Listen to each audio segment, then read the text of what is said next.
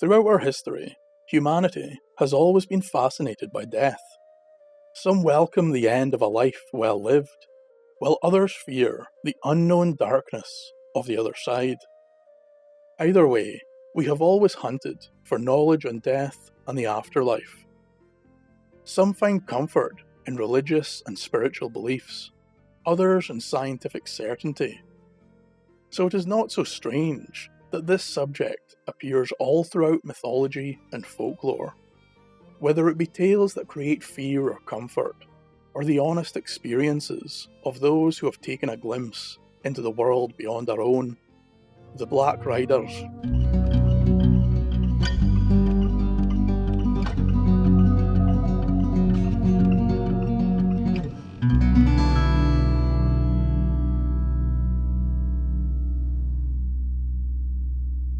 In the land of Duns, near the English border, there sits many small villages, and every month the people of these outlying villages would bring all their goods to sell at the local market. One village in particular, by the name of Longformacus, was home to many farmers who often had cattle and milk to sell. It was said that there were two roads from Longformacus to the market, one which would take many hours, and one which would take but a few. On the short road lay a place known to the locals as the Foul Ford. Many in the surrounding area thought the ford to be haunted by some spectre of evil, and although this was by far the quicker route, it was seldom travelled for fear of the darkness that lay at the ford. Rumours and tales tell of many innocent men and women taking the short road at night, never returning home. In fact, they were never seen again. That is, until one cold night in Longformacus. It happened on one market day that the wife of a well-to-do farmer was awaiting his return. She had prepared food and sat patiently, wondering when her husband would arrive. As the night went on and the meal cooled, the wife's patience began to run thin. She thought her man must have left late, and no doubt he would have stopped in a public house for a drink. Getting more upset by the minute, the woman ate her supper alone and went to build a fire. There she would relax and knit for a while, all the time thinking of the great row she would give her husband when he finally returned. But as it got later and past midnight, the woman's fury turned to concern. It was then a sudden clatter at the door made her jump. Her husband burst into the room with a horrified and agonised expression. In a madness of words, he frantically explained to his wife that he'd come home by the Foul Ford, and that he will die by morning, and beseeched the woman to fetch the minister, for only he could help the man. The wife, now panic-stricken, raced out of the house to get the minister. She would also return with the local doctor for good measure, but her man told the doctor there was nothing he could do and bid him leave the house. For the remainder of the evening, the minister and the man sat talking in the bedroom, while the poor wife was refused entry.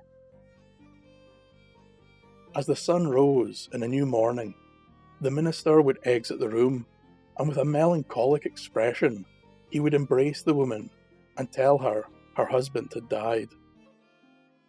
The news of the death and the odd tale that accompanied it travelled quickly round the locals, instilling an even greater fear in the Foul Ford. Even the brave would not chance the shortcut now, be it day or night. For many years, there was no news of the Foul Ford. No villager was curious or foolish enough to test the rumoured evil. But as often happens in this world, there comes a day when change will inevitably arrive. One afternoon, a young man was sitting with friends in a pub near the market.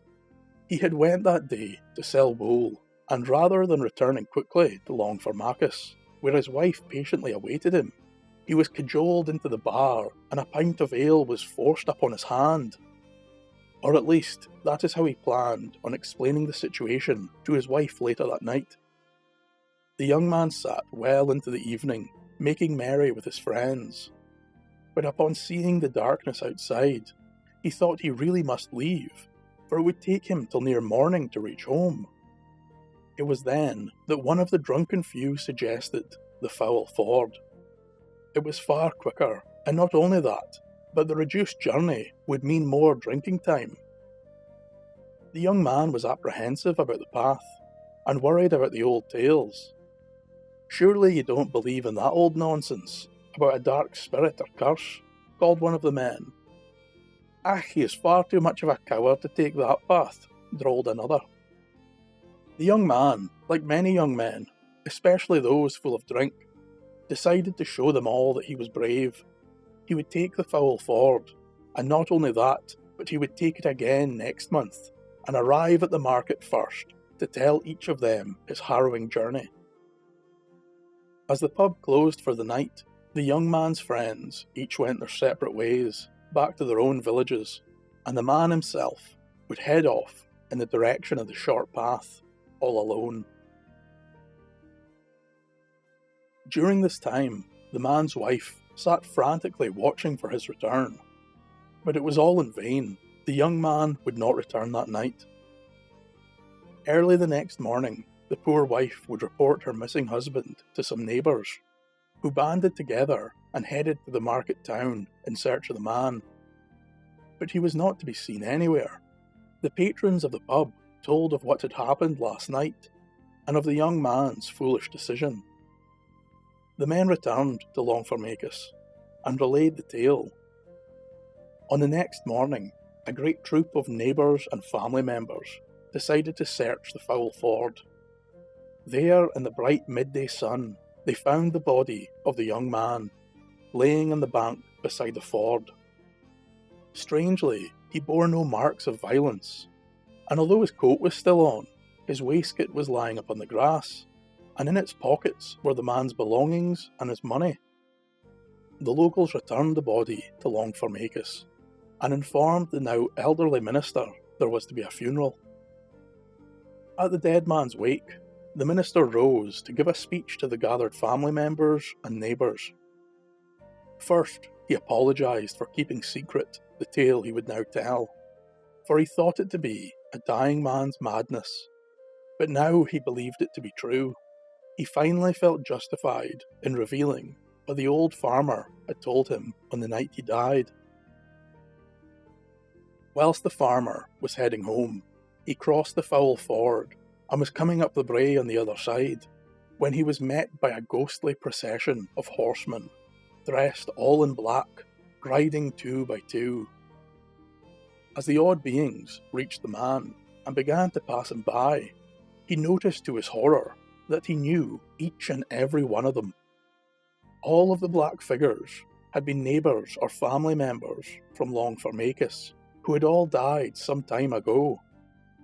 The horrified farmer was fixed to the spot, and could do nothing but watch the haunting procession until he saw the last man, who was leading a riderless horse.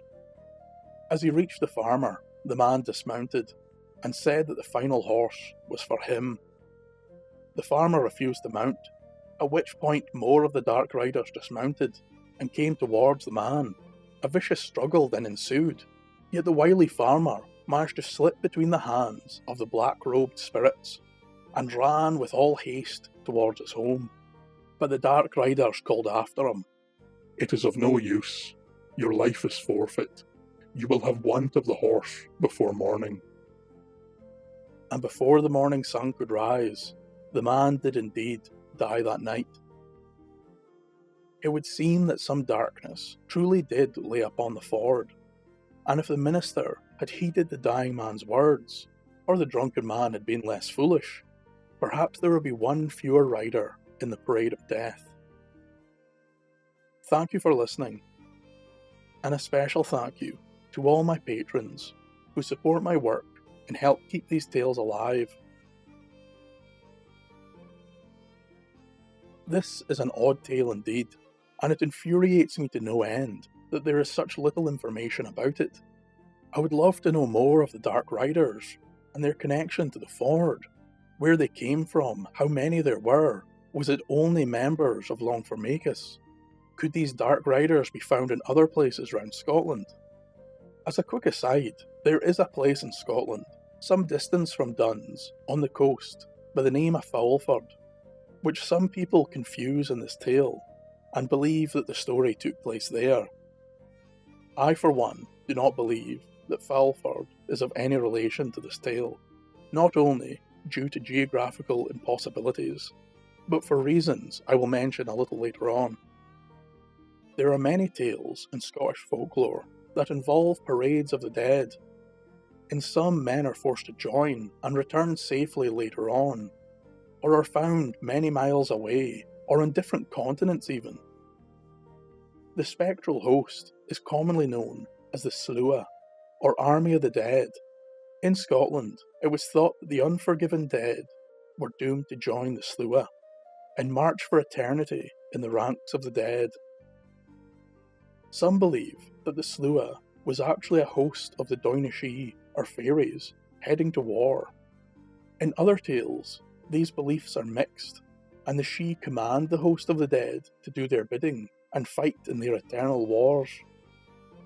The Slua seems to be a Scottish take on the European wild hunt, and was thought to portend great catastrophes or ill omens. But returning to our tale of the Black Riders, there are of course differing versions of the tale. The most common alteration is that the young man was actually the farmer's son, which makes him even more foolish in my opinion. But then again, I could see why he may be drawn to that area to discover what had killed his father, or what he had saw on his final night. The man's waistcoat being removed is also not mentioned in all the versions, but it does seem to be more common than not, and implies not only that the man was not mugged or robbed, but there was an odd supernatural essence to his death. Some have compared this tale to one of a blacksmith by the name of Neil, who dies on the Greenlaw Moor. Then years later, his son also dies on the same moor. It would seem to me that these stories may be one and the same, as it was thought that the place, once known as Greenlaw Moor, is now the home of the so-called Foul Ford. But there is another oddity here that puzzles me. In the older tale of the smith, he meets the devil in the moor, and not the Slua. Perhaps this was two versions of the same tale, but one had been altered to become more acceptable in the new Christian society, and that is why the Slua, or Dark Riders, were replaced by devils and demons. Either way, I hope you enjoyed the tale, and will join me next time for more tales of Scottish folklore. Slán